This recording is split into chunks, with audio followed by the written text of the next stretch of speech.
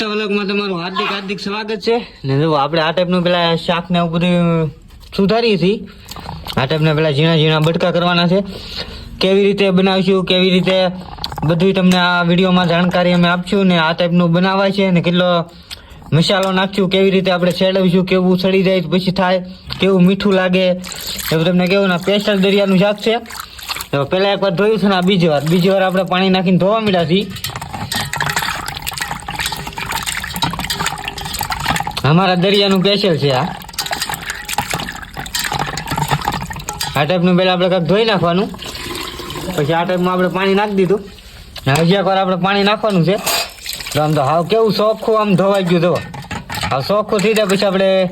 બધું આ ટાઈપનું બનાવવાનું છે મસાલો ને બધું નાખીને એટલે સાફ તો કરવું પડે આમાં કાંઈ કાકરી બાકરી નથી આમ દરિયાની ધોઈડ ઘૂસી ગયો એટલે 2-3 પાણીયા ધોઈ એટલે કસકસ આપણે ખાઈ એટલે થાય નહીં વાંધો ન આવે પાણી આપણે ધોઈ નાખ્યું છે નીતરી નાન કરવું એ વાત ધોવા થઈ ગયું ને સકાસક જેવું ટન ટાળા તપેલી ને એવું બધું માંડી દીધું છે આ ટાઈપનો પેલા મસાલો ને એવો નાખ્યો છે મસાલો નાખીને થોડોક આપણે સડવા દઈએ તેલમાં પછી પાછું આપણે નાખવાનું છે શાક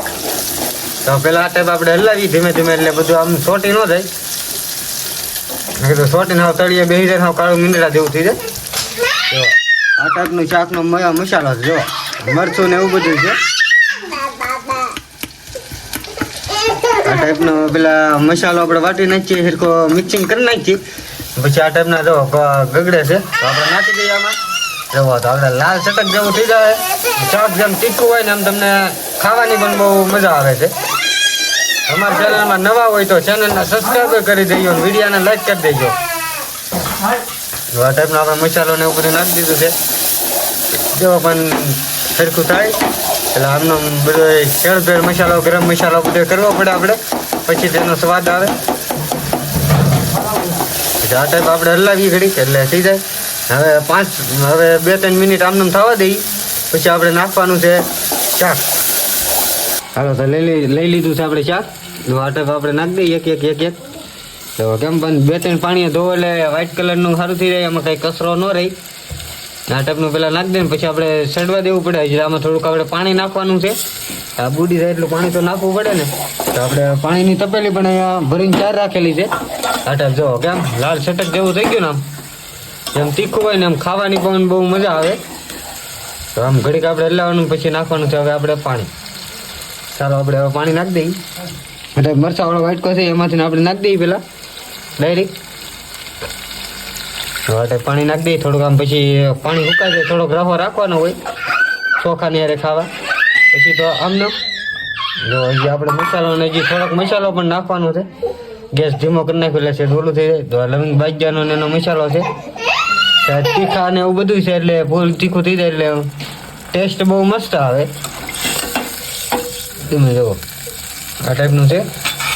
તો આ ટાઈપના ઉફાળિયા મારવા મળ્યું છે જો પાણી નાખ્યું તો એને થોડું ઘણું સૂંહી પણ ગયું છે આ ટાઈપની આપણે કોથમરીને એવું નાખવાનું છે એટલે એનો સ્વાદ બહુ મસ્ત આવે ચાલો તો હવે આપણે કોથમરી નાખી દઈએ પહેલાં આપણે વાતરીએ છીએ ધીમે વતરાઈ જાય કે પછી નાખવાની છે એટલે આમાં પછી છૂટી થઈ જાય તો પણ આમ વાસ બહુ મસ્ત આવે છે સમાલમાં કંઈ ઘટે નહીં વાસ આવે છે પછી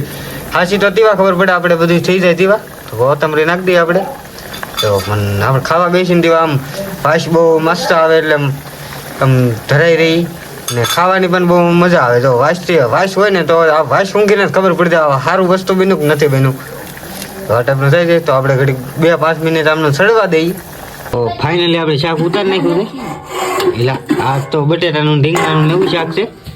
તો બીજા એ આ તપેલીમાં છે જુઓ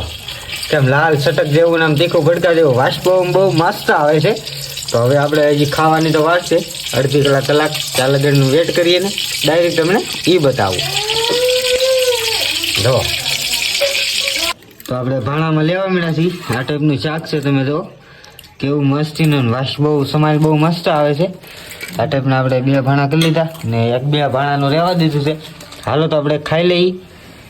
ને આ વિડીયો સારો લાગ્યો હોય તો લાઈક શેર કોમેન્ટ સબસ્ક્રાઈબર અમારી ચેનલ કરતા રહીએ એટલે આવા તમને નવા વિડીયો જોવા મળશે સ્પેશિયલ શાકના જોવા મળશે દરિયાનું બાય ટાટા